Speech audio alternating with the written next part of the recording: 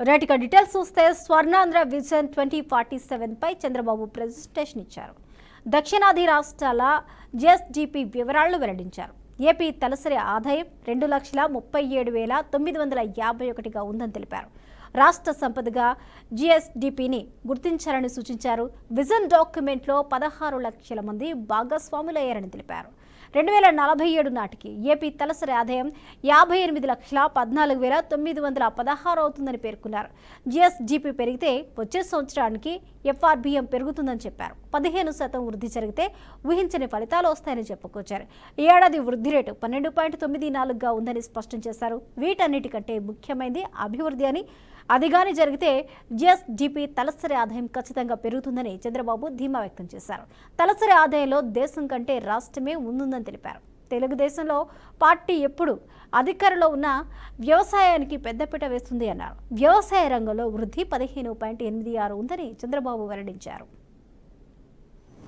ఒక పక్క ఆర్థిక సంస్కరణలు తీసుకొచ్చినప్పుడు అందరూ ఆలోచన ఏంటంటే ఆర్థిక సంస్కరణలు చేసింది కూడా inevitable situation, foreign exchange reserves లేవు. ఆర్థిక సంస్కరణలు తప్ప వేరే మార్గమే లేదు. బంగారు కూడా తాకట్టు పెట్టిన సందర్భం అది. అప్పుడు తీసుకొచ్చారు. కానీ నేను మనసా వాచా నమ్మాను కాబట్టి నేను ఓనర్షిప్ తీసుకున్నా. నేను మాట్లాడా. సెకండ్ జనరేషన్ రిఫార్మ్స్ని స్టార్ట్ చేశా. అందుకే మీరు చూస్తే ఈరోజు ఇన్ఫ్రాస్ట్రక్చర్ ఆల్ రిఫార్మ్స్ నేను నేరుగా చేశాను, లేకపోతే ఆనాటి ప్రభుత్వం ద్వారా చేపించాను.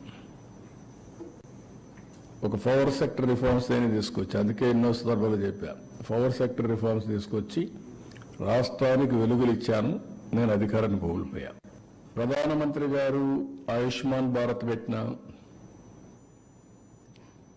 లేకపోతే పెన్షన్ ఇచ్చినా, లేకపోతే రైతు భరోసా ఇచ్చినా విడివిడిగా ఇస్తూ ఉంటారు. ఇప్పుడు నేనేం చేస్తున్నానంటే హౌస్కి అందరినీ కనెక్ట్ చేస్తున్నా, ఫ్యామిలీ మెంబర్స్ అందరినీ. అదే సమయంలో ఆ హౌస్ని జియో ట్యాగింగ్ చేస్తున్నా. అదే మాదిరిగా NPI account, national payment gateway కింద అన్ని కూడా తీసుకుంటున్నా. మొన్న నేను 10% ఇళ్ళకి డబ్బులు ఇవ్వాలంటే వరదలు వచ్చిన తర్వాత ఇవ్వలేకపోయా. ఎందుకంటే వాళ్ళ దగ్గర మా అకౌంట్స్ వాళ్ళ దగ్గర లేవు. కలెక్ట్ చేయడానికి చాలా టైం పట్టింది. ఇప్పుడు అందరు అకౌంట్స్ వస్తున్నాయి. ఇంటి మీద పంపించాలని ప్రాబ్లం ఉండేది, ఇప్పుడు జియో ట్యాగింగ్ చేసేసాం. నేను ఏదైనా రేపు ఒక విపత్తు వస్తే నేరుగా ఆయన ఇంటి మీద ఫుడ్ డ్రాప్ చేసే పరిస్థితి వస్తుంది. Every house is authenticated with geo tagging. ఇవన్నీ ఎందుకు చేశామంటే ఈరోజు నేను సమాజాన్ని ఒక నిర్దిష్టమైన విధానంతో, ఒక విజన్తో ఎవ్రీ వ్యక్తి ఆనందంగా ఉండాలి, ఎవ్రీ కుటుంబం ఆనందంగా ఉండాలి, సమాజం ఆనందంగా ఉండాలి. అదే wealthy, healthy, happy family. That is my goal. అది చేయడానికి ఈరోజు ఇవన్నీ చేసిన తర్వాత ఇంటర్ఫేస్ అన్నీ కూడా ఈజీ అవుతాయి. అందుకే P4 అన్నాను, జీరో పావర్టీ. ఆర్థిక అసమానతలు తగ్గించడం కోసం నిరంతరం పనిచేయడం. హై నెట్వర్త్ ఇండివిజువల్స్ ఎవరైతే డబ్బులు బాగా సంపాదించారో వాళ్ళు, ఎవరైతే అందరికంటే కింద ఉండే వాళ్ళని మెంటరింగ్, లేకపోతే వాళ్ళని ఏ విధంగా మీరు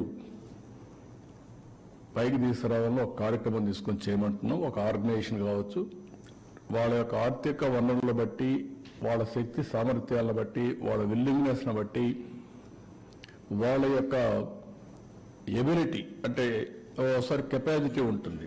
ఆ కెపాసిటీని బట్టి నేను పూర్తిగా టైం చేయలేను. అదే డబ్బులు ఉన్నాయి. డబ్బులు ఉన్నప్పుడు నేను ఒక సీఈఓని పెట్టి నేను గైడెన్స్ ఇచ్చి ఆయన ద్వారా చేయించుకోగలుగుతాం. బట్ సాటిస్ఫాక్షన్ ఉంటుంది నాకు. సిఎస్ఆర్ ఫండ్స్ ఉన్నాయి, ఇవన్నీ పెట్టి P4 అనేది ఒక గేమ్ చేంజర్గా తయారవుతుంది.